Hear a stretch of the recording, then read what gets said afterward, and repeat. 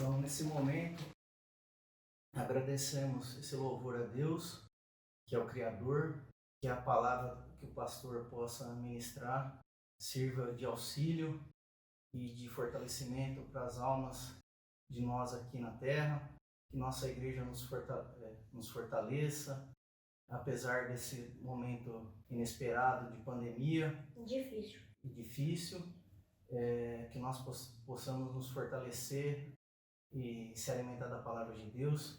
Que Deus abençoe a todos. Desejamos a todos que amplie o conhecimento na palavra de Deus e que a gente está com saudade de todos vocês. No nome santo de Jesus Cristo a gente agradece por tudo. Amém. Amém.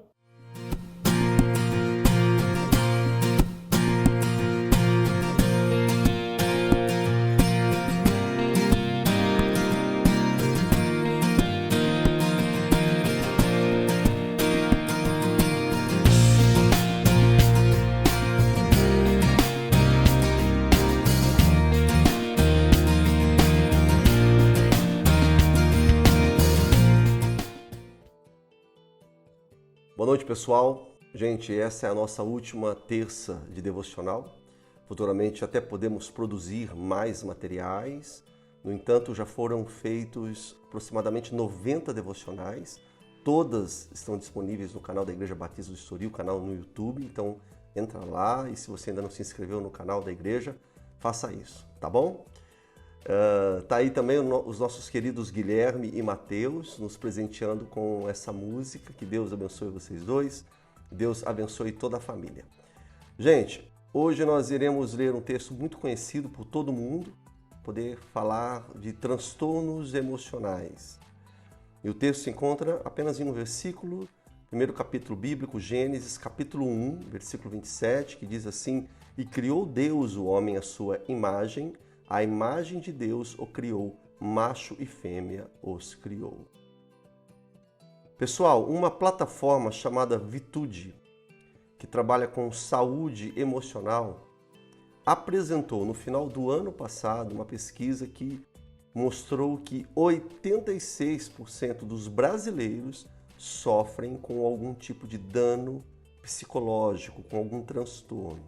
Eu não sei até que ponto esses números são verdadeiros, mas que tem muita gente sofrendo, tem, nós sabemos disso. E inclusive acho que com essa pandemia o número até aumentou, né? Mais ainda.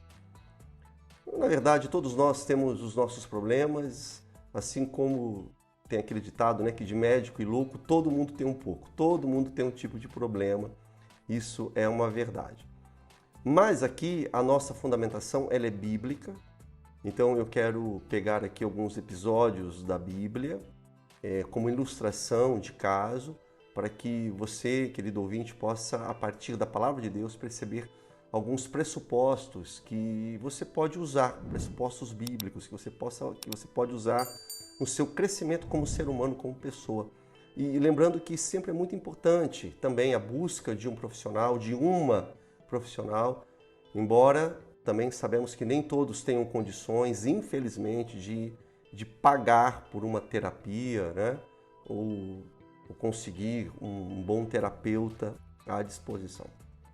Bom, o primeiro ponto aqui que eu gostaria de falar, já que nós vamos nos basear na palavra de Deus, é olhar para a palavra de Deus, para a Bíblia, e ver o modo como Deus criou Adão e Eva, a sua imagem, a sua semelhança. E a Bíblia afirma, nós já lemos, que Deus criou o homem à sua imagem, a imagem de Deus o criou, macho e fêmea os criou. Só que também a Bíblia vai mostrar que o ser humano se rebelou contra o Criador, com o Criador. E quando aconteceu isso, quando Adão pecou, ali ele rompeu com uma série de relações sociais, espirituais, que trouxeram grandes prejuízos para eles mesmos ali e também para toda a humanidade. E agora a humanidade, a raça humana, vive desconectada da realidade divina, desconectada da natureza, desconectada de Deus, desconectada do outro, do próximo, desconectada inclusive de si mesmo, né? De nós mesmos. O ser humano vive assim. E essa desconexão que seria uma forma terapêutica de se referir ao pecado lá no Gênesis, que nós acabamos de ler, essa desconexão acaba afetando a todos nós e nos faz sentir destituídos de salvação, de esperança e de tudo mais. E aí, os sintomas dessa desconexão, desses problemas todos, já foram vistos ali no Éden, quando nós lemos a palavra de Deus, a Bíblia, ali em Gênesis. Olha só que interessante, quando Adão, antes do pecado, a Bíblia fala que ele se sentiu só, ele estava só, porque Deus ainda não havia criado Eva. Então diz ali que Deus viu que o homem estava só e falou, não é bom que o homem esteja só. E aí o que Deus fez? Nós sabemos da história bíblica, Deus criou Eva, para poder resolver uma demanda emocional de Adão, a solidão de Adão. Agora, veja o contraste. Quando Adão e a sua esposa Eva, quando eles caíram no pecado, ali eles têm uma outra demanda. Eles sentem, após comer o fruto do pecado, que eles estavam nus. A Bíblia relata isso. E novamente, então, aparece ali uma carência emocional. Carência que Adão tinha antes, e agora os dois se encontram em carência. Então, qual foi a reação de Adão e Eva? Eles procuraram fazer folhas de figueira para esconderem a sua nudez e também se esconderem da presença de Deus, que Deus andava no jardim. Olha só, qual foi a diferença da primeira busca adâmica? Quando Adão estava só, qual foi ali a sua primeira busca? E compare com a sua segunda busca, já como casal, depois do pecado. Nós vemos na Bíblia que na primeira busca, Deus permitiu que Adão se sentisse só, né, a falta de uma mulher, e aí Deus cria toda aquela expectativa e agrada Adão, agrada aos olhos de Adão, né, a esposa. E também a Eva, ela se sente amada, se sente desejada pelo seu esposo. Só que depois do pecado, a busca para resolver o problema emocional deles, a carência que foi gerada pelo pecado, qual foi? Eles foram se cobrir com uma folha de figueira, nós acabamos de ver, né, aqui na Bíblia, comentamos, para cobrir a nudez deles, e não resolveu nada. E também eles se esconderam, eles fugiram e entraram em desespero. E a partir de Adão, o primeiro homem, a forma, o modelo humano, a Bíblia mostra isso, ficou danificado, ficou amassado, podemos dizer assim. Todo ser humano após Adão, feito na forma de Adão, é como Adão, feito na forma amassada. Todo homem nasce, é feito amassado também, assim como Adão. E como Adão procura resolver os problemas à sua maneira. Nós somos assim, os seres humanos são assim. Nós procuramos resolver os nossos problemas assim como o nosso primeiro pai, o primeiro homem, Adão, depois da queda. Só que a solução que ele procurou foi uma solução inapta. E nós somos assim. Ainda queremos resolver, né, de maneira desesperada, apressada, e sempre caímos no erro do nosso jeito de resolver os problemas. Quando nós queremos resolver o problema do nosso jeito, muitas vezes o problema aumenta mais ainda. E fácil de perceber que, a maioria das vezes, nós só precisaríamos ter mais paciência, porque algumas respostas e soluções diante dos problemas demoram a vir mesmo. E aí, em situações de risco, em situações de caos que chegam até nós, nem sempre a medida de urgência é melhor. É claro que há exceções. É lógico que nós não estamos falando aqui de casos emergenciais. O que eu estou dizendo aqui é sobre a respeito dos problemas da vida, né? Que nós precisamos ter paciência, cautela, ter sabedoria para lidar com os problemas da vida. Há situações de crise que o melhor não é sair correndo, o melhor não é gritar, não é agir intempestivamente. Não, mas é falar, é agir com calma, decidir com calma, dar tempo ao tempo. Bom, então falando aqui do Adão e da Eva, quer ver só um problema pós-queda de Adão? Olha só, a gente vê aí, percebe que após a queda, o ser humano começou a rivalizar entre si, entre eles mesmos.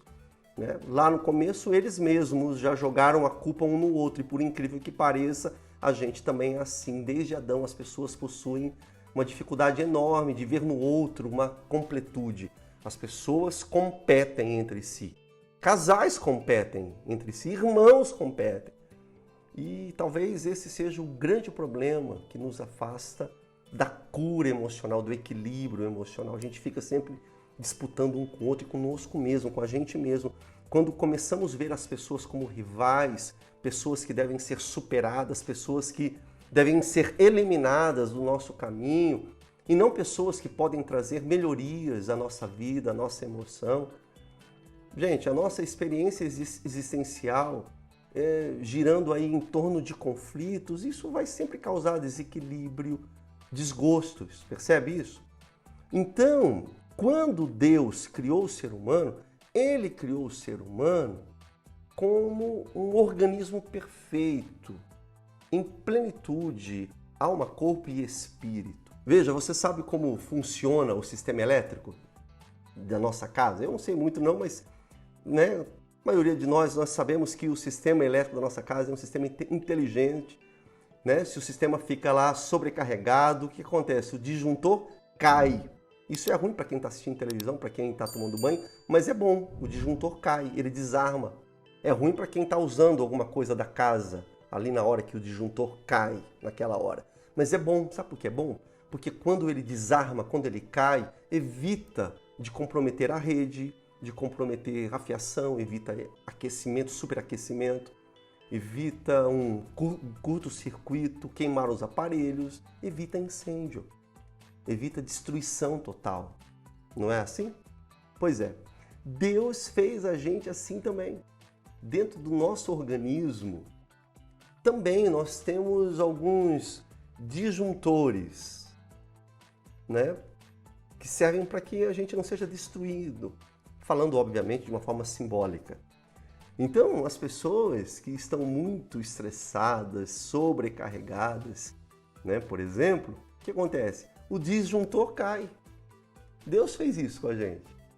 A pessoa começa a sentir sono fora de hora, umas desmaiam, ficam lentas, não conseguem raciocinar direito, uns choram, ficam tristes, desanimados, etc, etc. Por quê?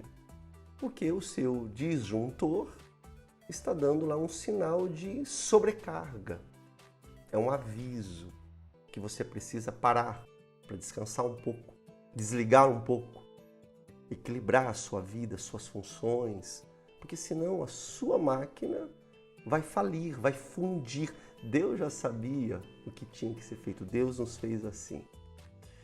Além dessa simbologia do disjuntor da eletricidade, nós também percebemos em nossa construção emocional, em nossa psique, que Deus colocou dentro de cada pessoa dispositivos como se fossem gavetas, boxes, armários, que acumulam dados, como se fossem livros. Dados que são acumulados em você, em nós. E são dados que só você possui. Justamente por isso é que você é único no mundo inteiro e em todos os tempos, porque as suas experiências, desde a barriga da sua mãe, são únicas. É uma somatória de todas as experiências que você teve, são só suas, estão armazenadas aí, engavetadas em você, as suas emoções, as suas experiências. Então perceba, com toda a maldade desse mundo do pecado pós-queda de Adão, as pessoas carregam cargas emocionais negativas, até mesmo inconscientes, né? Imagine, por exemplo, uma criança que foi rejeitada pela mãe por causa do namorado dela lá que fugiu. Uma história aqui hipotética. Não assumiu a criança. Essa criança que, quando crescer, quando ela for adulta, de repente ela pode assumir uma postura inflexível. Por exemplo, se for, no caso, uma menina, ela pode até crescer pensando que homem não presta. Não tem, tá cheio de moças que são assim? E age assim, e vão querer viver para que os homens sofram né? Passam assim a vibrar com o sofrimento masculino, até mesmo o inconsciente, percebe isso? Muitas vezes nós não percebemos por que agimos assim, assado. Nós só vemos as ações, as reações, somente isso. Mas os porquês das ações é muito difícil de compreender. As pessoas têm muita dificuldade. Só que é o seguinte, na sabedoria de Deus, é possível reprogramar a nossa mente. Por exemplo, observe, como cristão, você que é cristão, que crê em Deus, que crê em Cristo Jesus, e você que é cristão e fica buscando por justiça nesse mundo, você poderia parar um pouco de ficar buscando justiça e desenvolver uma visão realista da vida desse mundo caído em pecado. Porque muitas vezes as pessoas ficam tristes, desanimadas, angustiadas, com base naquilo que poderia acontecer e não aconteceu. Ah, por que eu nasci assim? Ah, por que fulano tem e eu não tenho? Isso é injusto. Tá cheio de gente que pensa assim, inclusive nas igrejas. Eu acho que a gente tem que parar de ficar, né, com essa autocomiseração, alimentando baixa estima sempre. As pessoas, em geral, se sentem muito vitimizadas na vida, né, daquilo que teve ou daquilo que não teve. Tem gente que faz do vitimismo um mimo, fica lá mimando. A pessoa fica ali gravitando em torno daquele problema e não consegue sair do problema. Tem um cordão umbilical que está ligado àquele problema. Gente, sabe que o vitimismo é diferente da pessoa que é vítima, né? Um vitimista potencializa os traumas que ele teve na vida em todas as áreas. Tudo que acontece com ele acaba sendo por causa daquilo, não é? Então, por exemplo, quem foi rejeitado, por exemplo, no caso do racismo, pronto, a pessoa tem uma tendência de sempre quando ela é rejeitada, ela sempre leva para o campo do racismo, e não é assim. Nem sempre é assim, percebe? Vitimismo.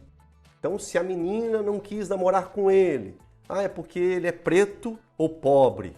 E, de repente, não tem nada a ver. E essa é uma postura até inconsciente da pessoa.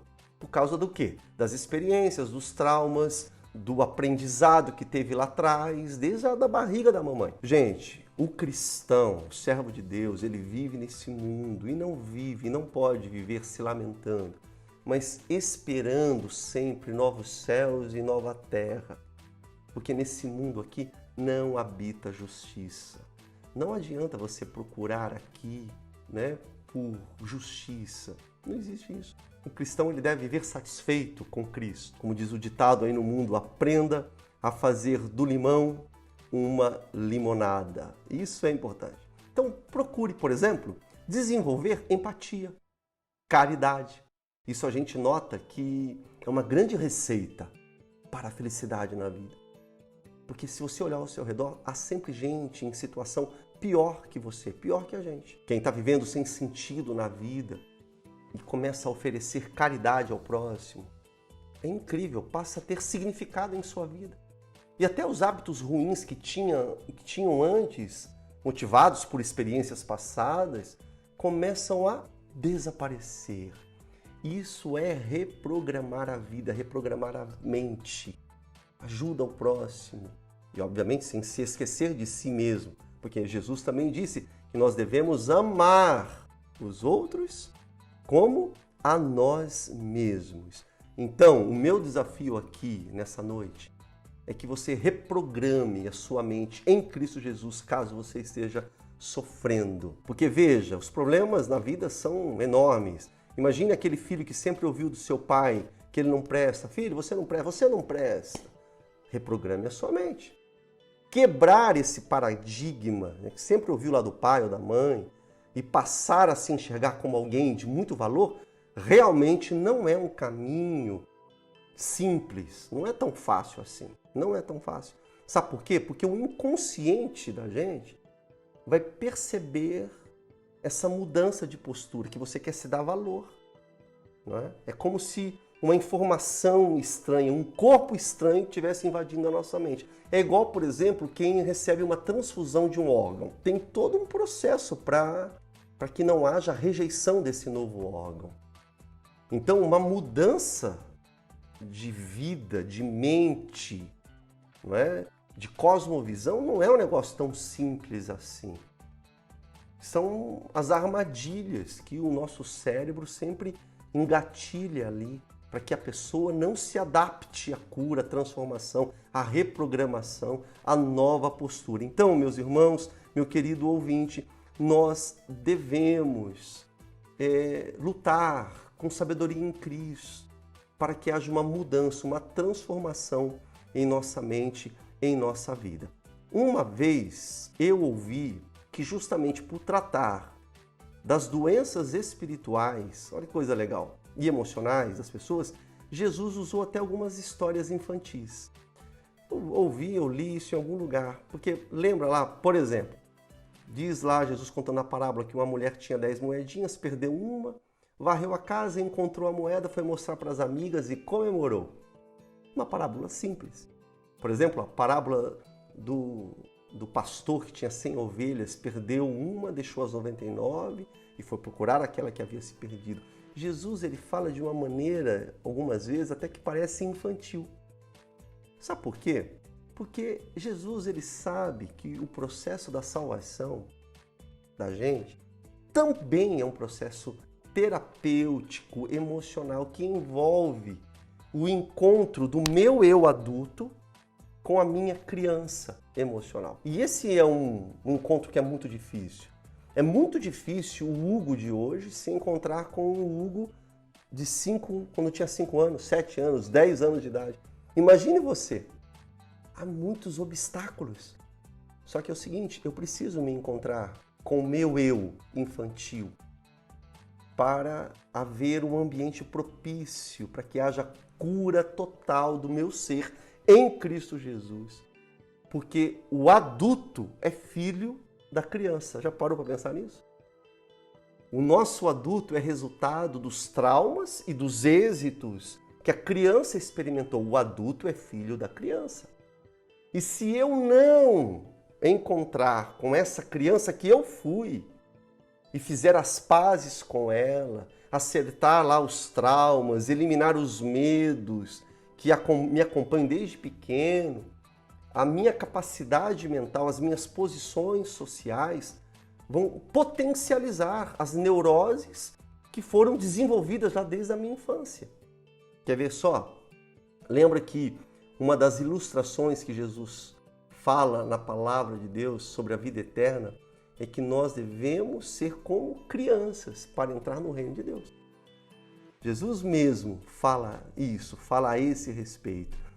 Então, observe, procure notar como tem sido o seu comportamento.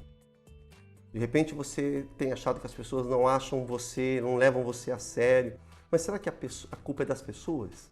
Desconfie de você. Como é que é o seu comportamento? Será que você não tem sido brincalhão demais? E de repente você é brincalhão demais, mas há uma intenção por trás. A intenção por trás de tudo é de se esconder uma dor, um trauma. E as pessoas, com as suas brincadeiras exageradas, acabam não te levando a sério. De repente as pessoas não são tão amigáveis a você. A culpa é dos outros? Investigue como tem sido a sua conduta com as pessoas. Será que não é você que provoca essa reação dos outros a seu respeito, a respeito de você? De repente você não consegue ter um relacionamento duradouro, um relacionamento amoroso, não é? E fica botando culpa nos seus pares, nos seus namorados, nas suas namoradas. Será que o problema não é você? Já ouvi, e tem mulheres que dizem que buscam um relacionamento sério. Estou buscando um relacionamento sério. É onde você busca relacionamento sério? Nas baladas. Ou com um comportamento repreensível. Gente, meninas, homem sério não se encontra em balada, na madrugada. Porque homem sério no outro dia tem que trabalhar. E nem fica na internet papeando, se fazendo de homem sério. Não é assim que você vai encontrar um homem sério. Vamos falar a verdade, né? Homem sério tem outra postura. Então, mulheres que dizem que querem, que buscam um relacionamento sério, um homem sério, mas fica buscando justamente no lugar aonde não tem homem sério, diz uma coisa, mas age de outra forma. Isso é uma descompensação.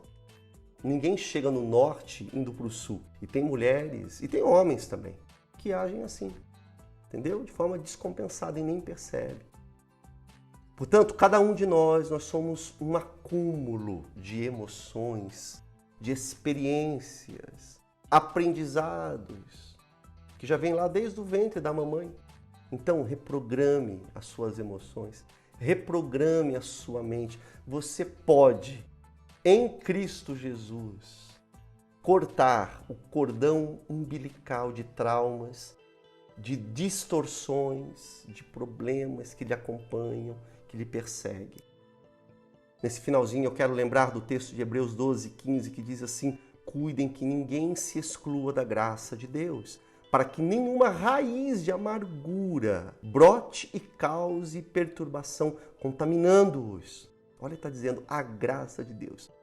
Tanto, o primeiro passo, meu ouvinte, é pedir a força do Senhor, a ajuda de Deus, a graça de Deus sobre a sua vida. E o segundo é você se conscientizar que você está aí preso demais com problemas, com traumas, problemas que não é para você estar convivendo. Então, busque uma ajuda sensata, um irmão, uma irmã, gente crente, gente cheia do Espírito de Deus, com sabedoria na palavra de Deus. E ainda, aquilo que nós dissemos agora há pouco, ofereça empatia, seja caridoso. A cura pode estar mais próximo do que você imagina. E dessa forma você será feliz em Jesus Cristo. Que Deus abençoe a sua vida.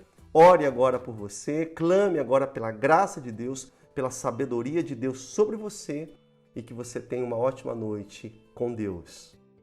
Gostou deste devocional? Então inscreva-se em nosso canal clicando no botão vermelho que está aqui embaixo.